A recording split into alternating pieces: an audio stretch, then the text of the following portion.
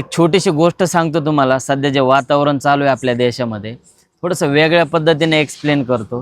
Video थोडा मोठा होईल पण लास्टपर्यंत बघा, नक्कीच तुम्हाला आवडेल. माझं हॉटेल आहे आणि माझ्याकडे काही स्टाफ काम करतोय. त्या स्टाफमधला जर एखादा व्यक्ती त्याचं काम चांगलं करत नसेल आणि वारंवार मला कस्टमरकडून त्याची कंप्लेंट येत असेल, तर माझं काय काम असेल की मी एकदा दोनदा सांगू, जर तो ऐकतच नसेल तर तो स्टाफचा व्यक्ती मी कामावरून काढून टाकेल. तसंच सध्या आपल्या देशाची सिच्युएशन चालू आहे की आपल्या देशाचे पंतप्रधान आहेत, आपल्या देशाचे जे शिक्षक मंत्री आहेत, त्यांना का प्रोटेक्ट करतात. आता प्रधानमंत्री म्हणल्यावर त्यांच्या स्टाफमध्येच ते व्यक्ती येतोय आणि त्यांना काढायचं का ठेवायची एवढी तर पॉवर त्यांच्यापाशी आहेच. पण सध्या आपल्या देशामध्ये किती आपण पाहतोय की लोक आंदोलनं करतात, किती लाठीचार्ज चालू आहे. ह्या सगळ्या गोष्टी पाहून देखील ते काही ॲक्शन घेत नाहीत.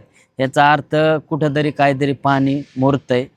पण जर त्यांनी त्या व्यक्तीवर ॲक्शन घेतली तर बाकीचा जो स्टाफ मेंबर आहेत ते चुका करणं टाळतील. का तर त्यांना माहिती आहे, जर आपण चूक केली तर बाबा आपला जो हॉटेल मालक आहे किंवा जे आपले पंतप्रधान आहेत ते आपल्याला कामावरून काढतात. म्हणून बाकीचे लोक घाबरून पुढच्या वेळेस ज्या आत्ता चुका होत आहेत सध्या आपल्या देशामध्ये, मंत्रिमंडळाकडून म्हणा किंवा ज्या बऱ्याचशा गोष्टी आहेत, विद्यार्थी बरेचच्या नीटच्या पेपर लीक झाल्यामुळं आत्महत्या केल्या, ह्या गोष्टी नक्कीच थांबतील. तर मला तरी वाटतं कुठंतरी जे सध्या लोकांची मागणी आहे त्या मागणीकडे प्रॉपर साहेबांनी लक्ष दिलं पाहिजे आणि त्याच्यावरती नक्कीच ॲक्शन घेतली पाहिजे. तुम्हाला काय वाटतं नक्कीच कमेंटमध्ये सांगा.